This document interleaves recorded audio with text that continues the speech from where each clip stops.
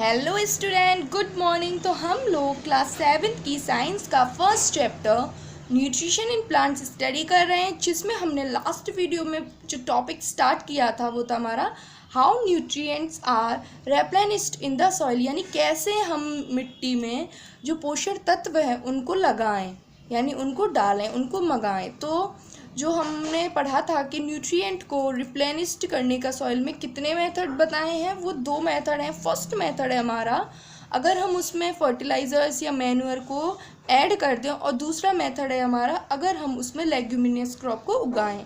Leguminous crop कौन से थे हमारे, जैसे जो हमारी दालें हैं, जो हमारे बीन्स हैं, मटर है, चने हैं, इनकी फसलें, ये क्या है हमारे लेग्यूमिनस क्रॉप्स हैं।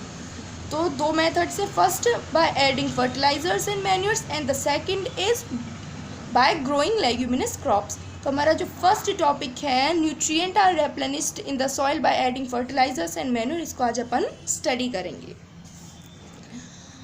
तो सबसे पहले जो टॉपिक है उसमें हम ये देखेंगे कि कैसे फर्टिलाइजर्स और मैन्यूर को मिला के जो हमारी मिट्टी है खेत की उसको हम न्यूट्रिशियस यानी पोषणीय बना सकते हैं।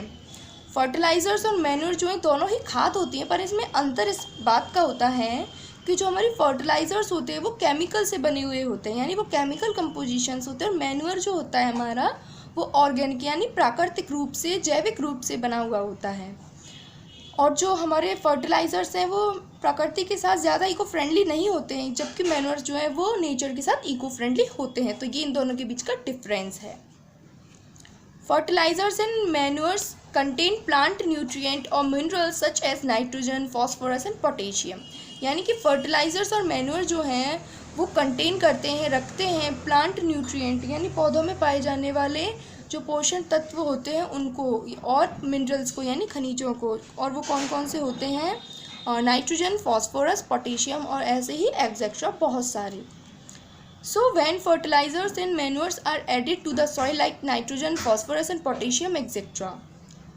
तो जब हम फर्टिलाइज़र को और मैन्योर को ऐड करते हैं मिट्टी में खेतों की, तो जो मिट्टी है वो प्राप्त कर लेती है, एनरिच्ड हो जाती है यानी धनी हो जाती है किसकी, न्यूट्रिएंट की, पोषणों की। और कौन कौन से पोषण, जैसे नाइट्रोजन, फॉस्फोरस और potassium.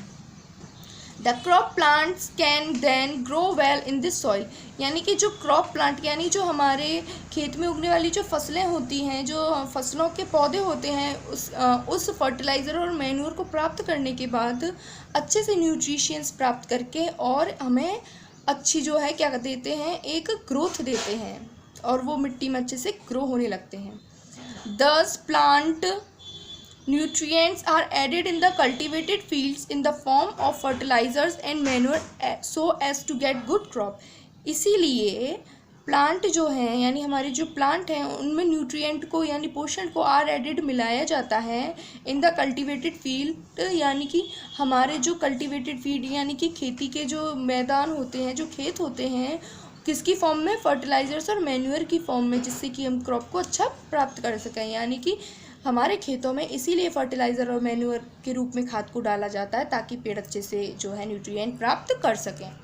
In fact many times we see the farmers spreading fertilizer and manure in field, see figure 14। यानी कि इनफैक्ट यहाँ तक कि हमने काफ़ी बार देखा होगा कि जो हमारे फार्मर्स हैं, जो किसान हैं, वो स्प्रेडिंग करते हैं यानी छिड़कते हैं फर्टिलाइज़र्स और मैन्यूर को फील्डों में। जैसा आपको 14th जो हमारा फिगर है इसमें गिवन है कि एक जो हमारा फार्मर है वो ट्रैक्टर के माध्यम से जो है फर्टिलाइज़र को पूरे खेत की में क्या कर रहा है, स्प्रेड कर रहा है।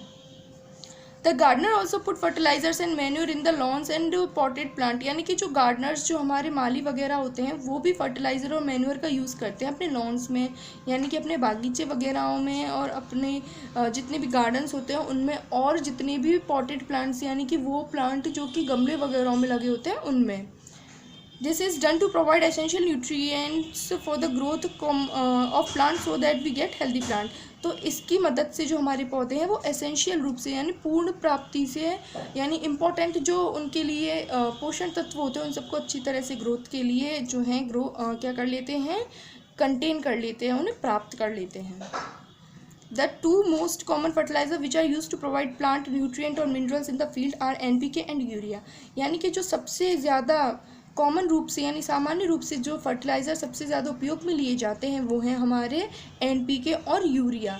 एनपीके जो फर्टिलाइज़र है उससे हमारे जो खेत की क्रॉप है उनको नाइट्रोजन, फॉस्फोरस और पोटेशियम तीनों कंपोनेंट मिलते हैं, जबकि यूरिया की मदद से केवल नाइट्रोजन ही प्राप्त होता है।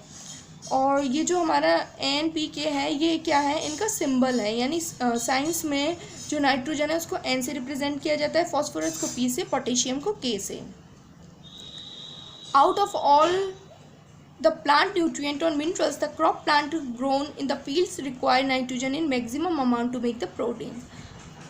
सभी प्लांट न्यूट्रिएंट्स यानी कि जितने भी पोषण तत्व होते हैं जिनकी प्लांट यानी हमारे पौधों को ज़रूरत होती है, जितने भी मिनरल्स खनिज होते हैं, उन सब में से सबसे ज़्यादा जिस न्यूट्रिएंट की ज़रूरत होती है हमारे पौधों को, वो कौन सा न्यूट्रिएंट होता है हमारा, वो होता है हमारा नाइट्रोजन। यानी कि the crop plant grown in the field, यानी कि वो क्रॉप यानी फसल के पौधे जो कि ग्रो करते हैं, उगते हैं किसमें, खेतों में, तो उनको रिक्वायर्ड ज़रूरत होती है नाइट्रोजन की in maximum amount to make the protein.